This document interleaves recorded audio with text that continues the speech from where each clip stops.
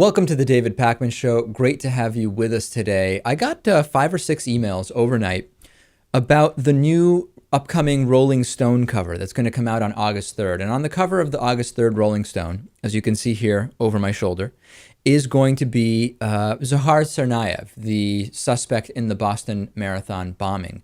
And everybody who emailed me asking me to cover this said they found it very offensive and that it glorifies a criminal, a terrorist, certainly a suspected terrorist, by putting him on the cover of Rolling Stone. So I thought we would talk about this.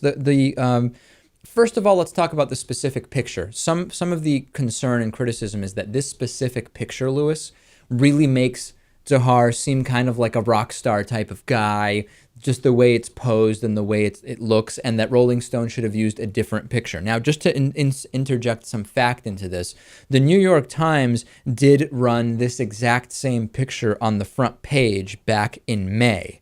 The difference is the cover of Rolling Stone is much more often a rock star or an actor or someone who is not in the news for having killed and injured a whole bunch of people.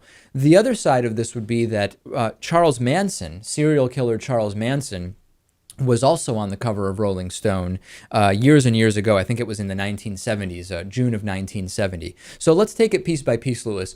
Is having Dzhokhar at all on the front page, on the cover of Rolling Stone, is that offensive? Is it an insult to the victims of the Boston Marathon bombing?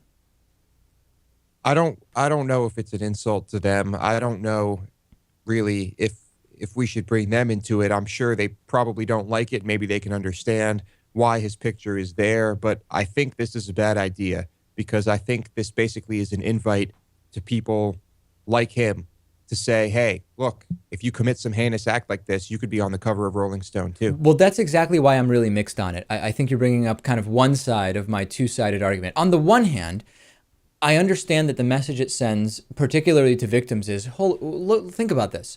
This guy didn't do anything good. He was not a great actor. He's not a politician who accomplished anything in particular. He's not a scientist that discovered something great.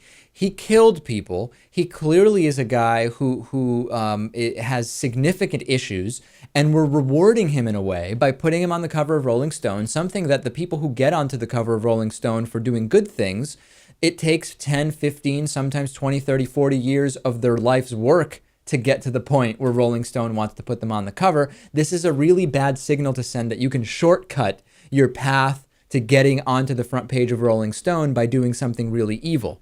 However, I have another side to this, which is the reality is, although Rolling Stone may typically or historically put celebrities and rock stars on the cover, the reality is Rolling Stone has been doing really good reporting about a lot of different issues. If the content of the article they're writing about Dzhokhar is accurate, it is not glorifying what he did, and it is an account or investigation that is valuable to the journalistic landscape, then can we really say that the fact that he's on the cover is anything more than an indication of what is in the pages of Rolling Stone? Yes. I just think it is in poor taste. And like you said, that was another good point, that it kind of diminishes the careers and accomplishments of other people that have been on the cover, because what he did, really anyone can do, unfortunately. So I think that if they wanted to highlight this on their cover, it should have been something else. It should have been a picture that represents Boston somehow. It shouldn't be his face. All right, that's Lewis's thought. What is the audience thought? Please email us, leave us voicemail, 219-2-DAVID-P. What do you think about this? I predict we're going to have varied reactions to this.